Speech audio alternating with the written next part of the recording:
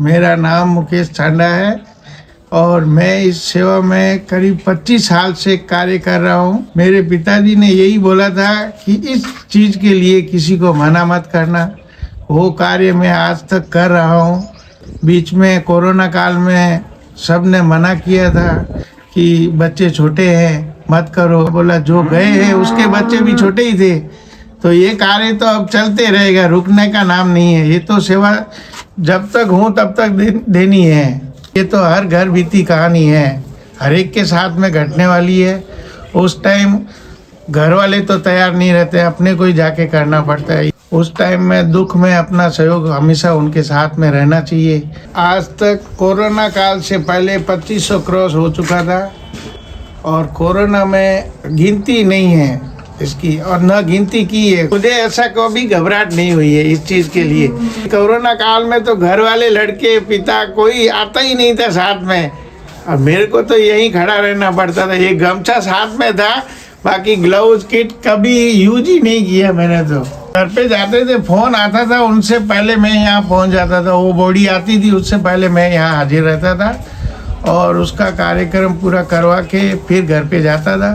फिर फ़ोन आया तो फिर आता था और एक बार तो 13 साथ में आ गए थे। एक आधा घंटे में फ़ोन भी आ गए, तो मैं बोला मैं यहीं पे हूँ, आप लेके आ जाओ, उसको पूरा करके जाएंगे। तो सुबह 5 बजे से लगा के रात को 11 बजे तक में 13 अंतिम संस्कार हुए थे। बॉम्बे में जाते थे, जहाँ भी फ़ोन आता था वहाँ चले जाते थे। सर्विस करता था फिर भी वहाँ पहुँच जाता था। फलोदी में 14 साल हो गए, मेरे को मालूम पड़ा फ़ोन आया तो मैं हर जगह पहुँचा हूँ। कभी मना किए ही नहीं है इस चीज़ के लिए तो, और ना करता हूँ। सहयोगी तो आते हो, साथ में लग जाते हैं। जैसे अभी किसी को भी बोल दिया तो साथ में काम करवाते ही हैं। अकेले से तो होएगा नहीं ये काम। कोरोना काल में मुझे सहायता गवर्नमेंट से मिली थी। उन्होंने लेटर अशोक गहलोत ने भेजा था, महेश जी व्यास ने बोला था आप साइन करो इस पर, आपकी नगर पालिका में नौकरी ज्वाइंट हो जाएगी।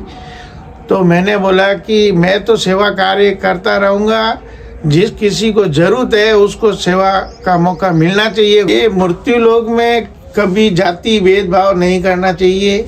यहाँ सब 36 जात के लिए मोक्ष धाम सबके लिए एक समान है और जो आया है वो लकड़ी में जाएगा। उसके लिए जात पात का कोई मैं भेदभाव नहीं रखता हूँ। मेरे समाज के अलावा भी किसी भी भाई का कभी भी फ़ोन आया, अदर जात में भी आया, तो मैं यहाँ हमेशा पहुँचा हूँ और पहुँचते रहूँगा। इस कार्य के लिए कभी मैंने मना किया ही नहीं है। तकलीफ सर्दी में भी आती है और गर्मी में भी आती है। सर्दी के अंदर तो कभी कभी तो एक बार नहा के अंतिम संस्कार करके घर पे पहुंचता हूँ, वहाँ जाके नहा के वापस तैयार होता हूँ जनोई डाल के। फिर फोन आता है कि आओ यार भाई जल्दी आओ, मेरे पिताजी एक्सपायर हो गए, मेरी बहन एक्सपायर हो गई, सब में पहुँचना पड़ता है। तो उस दिन 2 बार 3 बार 4 बार भी हो जाता है पहुँचना। सेवा कार्य में जो इनसे सीनियर है, वरिष्ठ लोग हैं, जैसे जग्गू जी थानवी है, राजू जी ओझा है, भवलाल जी है पुरोहित, बसंती लाल जी थानवी है, लोहड़िया से फन्नू जी बोरा है, और भी काफ़ी 2-4 बंदे हैं हमारे समाज में जो इस सेवा कार्य में अग्रणी रहते हैं। मुकेश जी चांडा को जब भी कोई समाचार मिलता है कि किसी की मृत्यु हो गई है, अगर वो कहीं पे अभी काम कर रहे हैं, जैसे इनका फर्नीचर बनाने का काम है, तो उस काम को वहीं छोड़ देते हैं और अगले आदमी के घर पे चले जाते सीधे।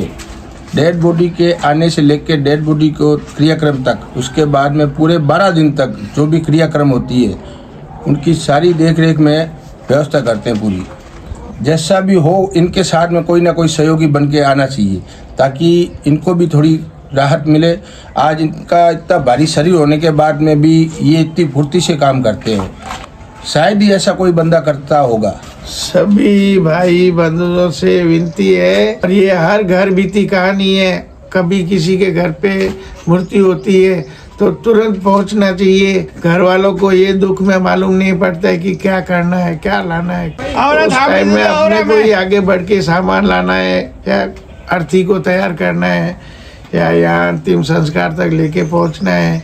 तो उस कार्य को सीखने का थोड़ा ज्ञान ले। जय श्री महालठिया।